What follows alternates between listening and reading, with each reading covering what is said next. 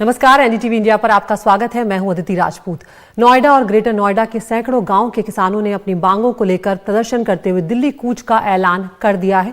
मुआवजे की मांग कर रहे किसानों के विरोध मार्च के लिए दिल्ली नोएडा की सीमाओं पर सुरक्षा व्यवस्था को बढ़ा दिया गया है। भारी पुलिस बंदोबस्त किया गया है, लेकिन तस्वीरें अब आप देख सकते हैं कि जाम की स्थिति जो है दिल्ली एनसीआर की सड़कों पर दिखने लगी है। रैपिड एक्शन फोर्स को भी तैनात किया गया है। हजारों की तादाद में किसान चिल्ला बॉर्डर के रास्ते दिल्ली में प्रवेश करने जा रहे हैं, जिसे रोकने के लिए चिल्ला बॉर्डर समेत दिल्ली नोएडा के सभी जो एंट्री पॉइंट्स हैं वहां पर धारा 144 लागू की गई है। रास्तों पर वाहनों की चेकिंग की जा रही है। आवाजाही को आंशिक रूप से रोका भी गया है और 6 मार्गों पर डायवर्जन किया गया है, यानी कि रूट्स जो हैं वो बदले गए हैं। जबकि वाहनों की चेकिंग से बॉर्डर वाले जो रूट्स हैं वहां पर ट्रैफिक बेहद धीमी गति से चल रहा है। दिल्ली नोएडा रूट पर भारी ट्रैफिक जाम है। सैकड़ों गाड़ियां रास्ते में फंसी हुई नजर आ रही हैं और इस बीच करीब 200 गांव के किसान ग्रेटर नोएडा प्राधिकरण पर हो रहे महापंचायत में शामिल हो रहे हैं। एनटीपीसी प्रोजेक्ट के लिए अपनी जमीन देने वाले किसान भी इसमें शामिल हैं। पुलिस ने नोएडा के अलावा गाजीपुर बॉर्डर को भी सील किया है। सभी सीमाओं पर सुरक्षा के लिहाज से बैरिकेड्स लगाए गए हैं। आपको बता दें कि जनपद में जो पुलिस कमिश्नरेट गौतम बुद्ध नगर है उसमें धारा 144 लागू कर दी गई है। सारे बॉर्डर सील किए गए हैं। भारी पुलिस बल सारे बॉर्डर पर लगाया गया है। साथ ही साथ आम जन को किसी तरह की परेशानी ना हो उसके लिए भी हम लोग यातायात व्यवस्था सुचारू रूप से चले। डीसीपी ट्रैफिक हमारे साथ में है, तो निश्चित रूप से जो सुरक्षा है वो पुख्ता की गई है। साथ ही साथ किसानों से भी वार्ता हमारी कंटिन्यू जारी है। हमने दिल्ली नोएडा बॉर्डर पे काफ़ी अच्छा इंतज़ाम किया है। हमारी कोशिश यही रहेगी कि किसी भी तरह की ट्रैक्टर ट्रॉली यहाँ पे बॉर्डर क्रॉस करके दिल्ली एंटर ना कर पाए। इसके लिए हमने आउटसाइड फोर्स भी बुलाई है, स्ट्रॉन्ग बैरिकेडिंग वगैरह भी की है। तो यूपी पुलिस से भी हमने काफ़ी क्लोज कोऑर्डिनेशन रखा हुआ है, तो हमारी तरफ से बंदोबस्त है। बाकी हम ऑर्गेनाइजर्स से भी बात करने की कोशिश कर रहे हैं, उनसे भी रिक्वेस्ट कर रहे हैं कि किसी भी तरह का law and order unnecessarily breach ना करें।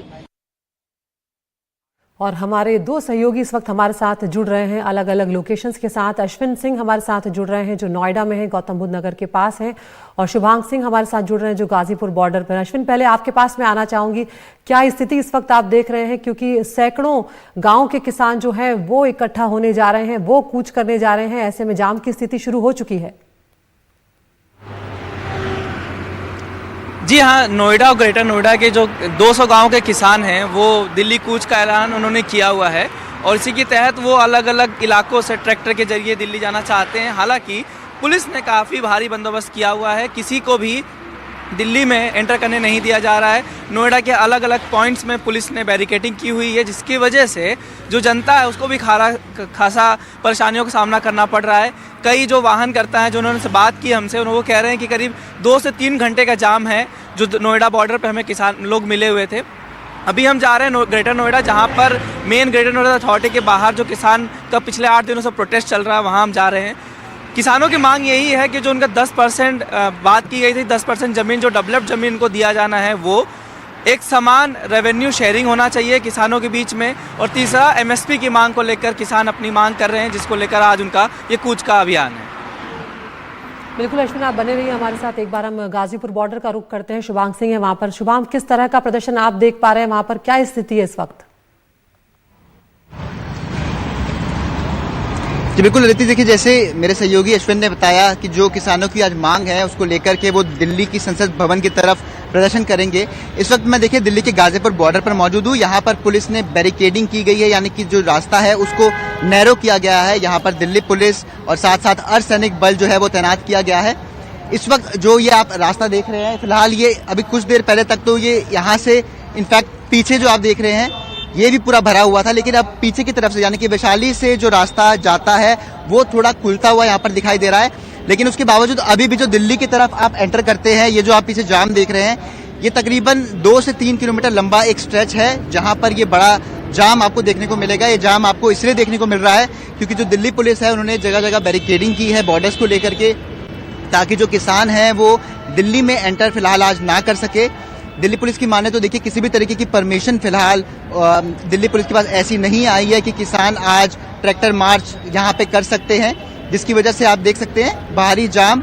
फिलहाल यहाँ पे हल्का सा जाम से आपको जो ट्रैफिक जाम है उससे थोड़ा सा रिलीफ मिलता हुआ दिखाई दे रहा है, लेकिन जैसे जैसे गाड़ियां धीरे धीरे बढ़ती चली जा रही है, सामने वैशाली से दिल्ली जाने वाली गाड़ियों की तरफ से जैसे ही भीड़ आती है, यहाँ पर जाम की तस्वीरें फिर से उसी तरीके से बढ़ जाती है और लगभग 2 किलोमीटर लंबा स्ट्रेच का ये जाम दिल्ली के गाजीपुर से दिल्ली जाने वाले रास्ते पर आपको यहाँ पे देखने को मिल रहा है। जी बिल्कुल, शुभांग आप बने रहिए। एक बार फिर हम अश्विन के पास चलते हैं। अश्विन, जिस तरह से आपने बताया कि इसमें अलग अलग जो गांव हैं वहां के किसान मौजूद हैं, ऐसे में एनटीपीसी प्रोजेक्ट के लिए जिन्होंने अपनी ज़मीनें दी हैं वो किसान भी शामिल हैं, एमएसपी की जो मांग कर रहे हैं वो किसान भी शामिल हैं, लेकिन इनका इरादा क्या है?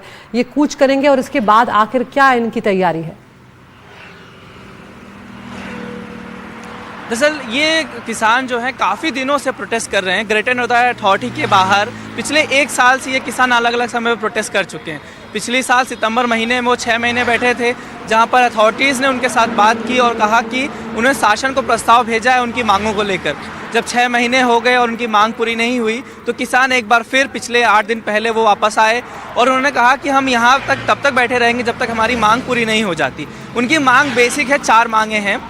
पहली मांग ये है कि जो ज़मीनें किसानों से ली गई थी 2003-4 के समय पे, ग्रेटर नोएडा बसाने के समय पे, तब कहा गया था कि जो भी ज़मीन है उसका 10% डेवलप्ड हिस्सा किसानों को दिया जाएगा, वो किसानों को अभी तक नहीं मिला है। दूसरा उनकी मांग है कि जो एमएसपी है, एमएसपी को लेकर कानून बनाया जाए। हालांकि कह सकते हैं कि पंजाब और हरियाणा के किसान भी एमएसपी कानून को लेकर मांग कर रहे हैं।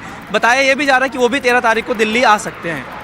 तीसरी जो ग्रेटर नोएडा अथॉरिटी के किसानों की मांग है कि जो उनको मुआवजा मिलना था, सभी किसानों को एक बराबर मुआवजा नहीं मिला है। उनकी मांग है कि मुआवजा हमको मिले। और चौथी उनकी मांग ये है कि ग्रेटर नोएडा अथॉरिटी जो उनकी बातों को नहीं सुनती है उसकी बातों का ध्यान दे। जो नए अधिग्रहण हो रहे हैं अभी भी, उसमें नियमों का पालन किया जाए। यही उनकी मांगे हैं जिसको लेकर वो कूच करना चाहते हैं संसद की तरफ, क्योंकि ग्रेटर नोएडा अथॉरिटी उनकी मांगों को पूरा नहीं कर रही और किसान पिछले 1 साल से अथॉरिटी के ऑफिस के बाहर प्रदर्शन कर रहे हैं, जिसमें भारी संख्या में महिलाएं भी हैं। जी शुभांग, अगर आप यहाँ पर बता सकें कि कौन कौन से इलाके जो हैं वो प्रभावित होंगे, ताकि दिल्ली एनसीआर के लोग जो हैं थोड़ी कम से कम सावधानी जो है वो बरत सकें अपने घर से निकलते वक्त।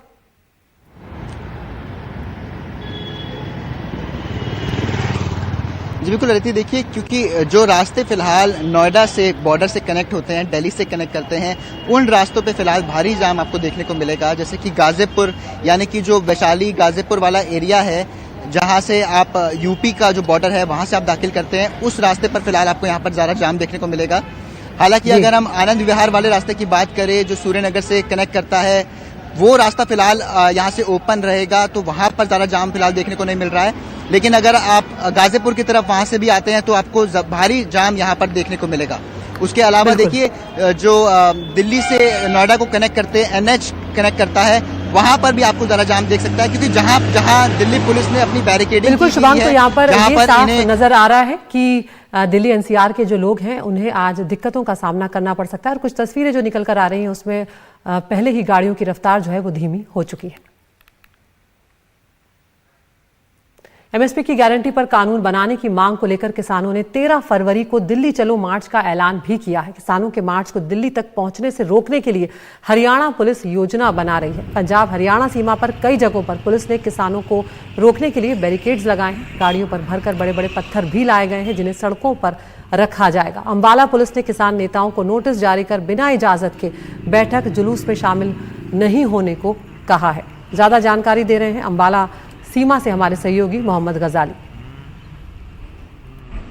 साल 2020 की तरह फिर से एक बार पंजाब और हरियाणा के कई किसान यूनियन जो हैं 13 फरवरी को पंजाब और हरियाणा से दिल्ली की तरफ कूच करेंगे। इस वक्त हम शंभू बॉर्डर पर खड़े हैं। शंभू बॉर्डर एक अंतर्राज्यीय सीमा है पंजाब और हरियाणा की। मेरे पीछे पंजाब का पटियाला जिला है, या ये सड़क पटियाला और मोहाली की तरफ जाती है, और एक आगे टोल बैरियर आता है, टोल प्लाजा आता है, जिसके दूसरी तरफ जो है हरियाणा का अंबाला शहर है। तो ये अंबाला और पटियाला के बीच शंभू बॉर्डर है। यहीं पर से 2020 में पंजाब के कई किसान जो है ट्रैक्टर लेकर बैरिकेड तोड़ते हुए अंबाला में घुसे थे और उसके बाद दिल्ली की तरफ कूच कर गए थे। इस बार दोबारा से 13 फरवरी को कुछ किसान संगठन पंजाब और हरियाणा के जो हैं वो 13 फरवरी को दिल्ली जाना चाहते हैं। उनकी मांगे कम व बेशतर वही हैं जो 2020 में हुआ करती थी कि किस तरह से एमएसपी को एक कानून बनाया जाए, इलेक्ट्रिसिटी अमेंडमेंट बिल को वापस लिया जाए, लखीमपुर खीरी के किसानों को इंसाफ दिया जाए, फसलों पे गारंटी हो, किसानों की पेंशन की भी बात है, उनकी आमदनी बढ़ाने की भी बात है।